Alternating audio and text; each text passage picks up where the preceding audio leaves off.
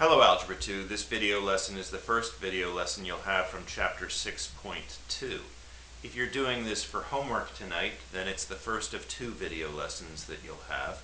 In addition, your homework will cover some of the material that we talked about in class, which consisted of information also from Chapter 6.2, such as how to identify a polynomial, how to determine its degree and its lead coefficient, and lastly, how to perform what we called direct substitution.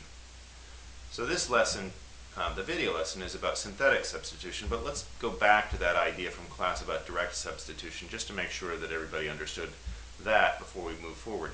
If you want to know what f of x is, in other words, what y would be, when you know the value of x, well, one way, the direct substitution way, is simply to plug in that x value every place that you see x. So plug in -7 for each of these, and that's exactly what we've done here.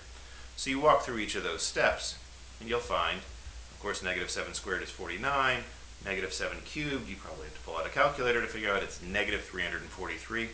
A key point, if you're doing direct substitution, is to remember x cubed, well, if -7 is x, the whole thing, the negative and the 7, are parts of x.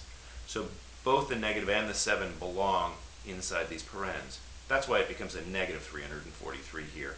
But it becomes a positive, or in other words, -7 times -7, a positive 49 there. So be careful with that you bring that negative sign inside the parens when you're doing direct substitution. But carrying this forward, you simply keep carrying on with the arithmetic, and you'll find that it's 1,866. Let's look at how to solve the exact same question, though, with the synthetic substitution method. First of all, rewrite it in standard form. So again, that as we talked about in class, that's simply a matter of putting the term with the lead coefficient out front. I mean the highest degree out front. And that's what we've done here.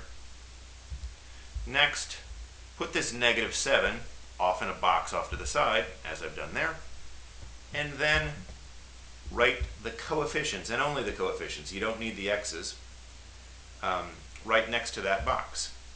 But there's an important point. If you have a term missing, if there is a slot that isn't filled, notice we've got degree 3, we've got degree 2, but we don't have any degree 1. In that case, put 0 in as a placeholder for that coefficient. So that's what I've done here.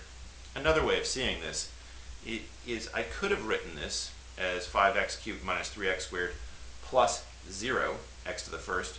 And if I'd done that, if I'd wanted to, I could have called this -4 x to the 0, just so that you can see it's degree 0, degree 1, degree 2, and degree 3. There aren't any gaps now. Okay, once you've got the coefficients written out next to the x value, the next step is to bring that first coefficient down. What I mean by that is simply repeat that first coefficient here. Now the next step is to multiply the number you've got here in the box, what you're looking for x, times that first coefficient. -7 times 5 is -35. Next step is to add that column. Those add up to -38. Then repeat it. In other words, -7 times -38. Pull out a calculator, you'll find that's 266.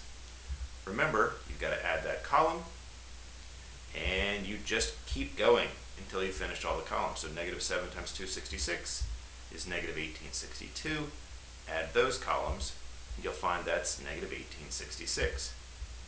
And your last number is your answer. So let's remind ourselves, we were asked, what is f of x? In other words, what's y when x is -7? And the answer, when x is -7, y becomes -1,866, which is the same answer that we got in the direct substitution method. So here's a more complicated one, similar to the one that I've written on the board in class today. Go ahead, follow the pattern that I just described. When x is -2, tell me what y is, using synthetic substitution, please. Hit the pause button when you come back. I'll show you the answer.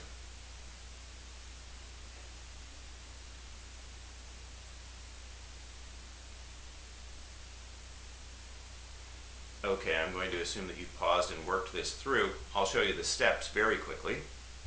First thing was to rewrite it in standard form. Second was to write only those coefficients. Then write that x value, that -2 value over here in this box. Bring that first coefficient down, multiply it times -2, add the columns, and just keep working your way through it like this.